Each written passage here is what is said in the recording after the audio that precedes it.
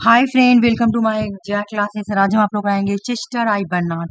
Chester I Barnard को हम लोग पढ़ते हैं पब्लिक एडमिनिस्ट्रेशन के एक एडमिनिस्ट्रेटिव थिंकर में। चलिए तो स्टार्ट करते हैं। चेस्टर आई बर्नार्ड एसोसिएटेड है with the behavioural theory of organisation. Chester I Barnard behavioural theory of organisation से जुड़े हुए हैं।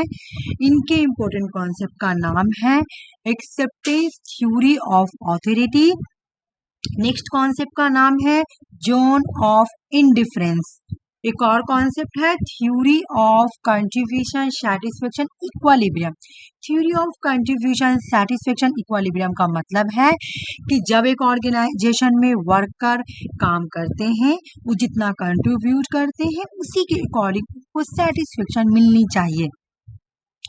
एक ऑर्गेनाइजेशन में जब वर्कर की पर्सनल सेटिस्फेक्शन पूरी होती है तभी वो उतना कंट्रीब्यूट कर पाते हैं।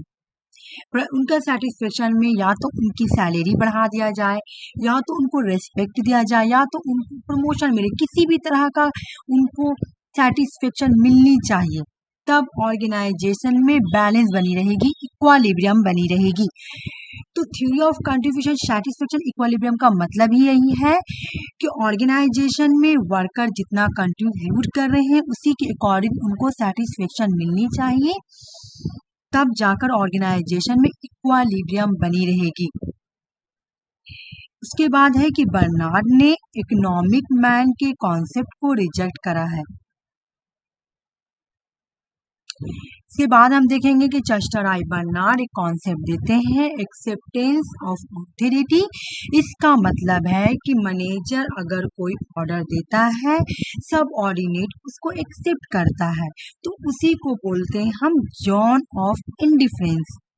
ठीक है, मतलब जब मैनेजर या बॉस कोई ऑर्डर देता है तो एम्प्लॉय जो है या वर्कर जो है वो उस ऑर्डर को एक्सेप्ट करता है विदाउट क्वेश्चन किए हुए।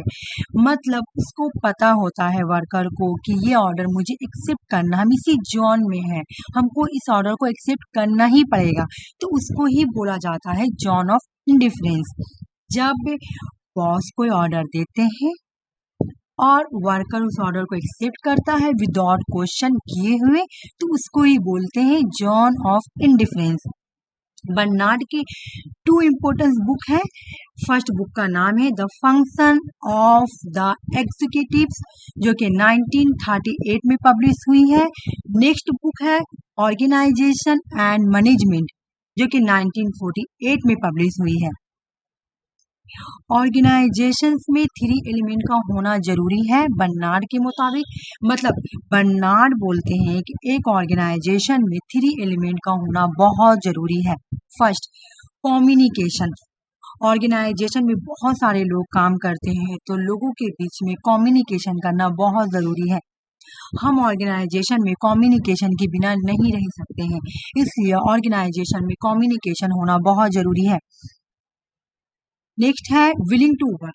ऑर्गेनाइजेशन में काम करने के लिए एक इच्छा होना चाहिए, ख्वाहिश होना चाहिए, एक दूसरे के साथ मिलकर कोऑपरेट होकर काम करना चाहिए, एक दूसरे को कोऑपरेट कर काम करना चाहिए। 3 नंबर, कॉमन पर्पस। मतलब जब हम ऑर्गेनाइजेशन में काम करें तो हमारा कुछ पर्पस होना चाहिए, कुछ एम होना चाहिए, कुछ कॉमन ऑब्जेक्टिव्स होना चाहिए। तो ये 3 एलिमेंट है जो कि ऑर्गेनाइजेशन में होना बहुत जरूरी है। तो थैंक यू फ्रेंड, ये वीडियो देखने के लिए। नेक्स्ट वीडियो के लिए वेट कीजिए।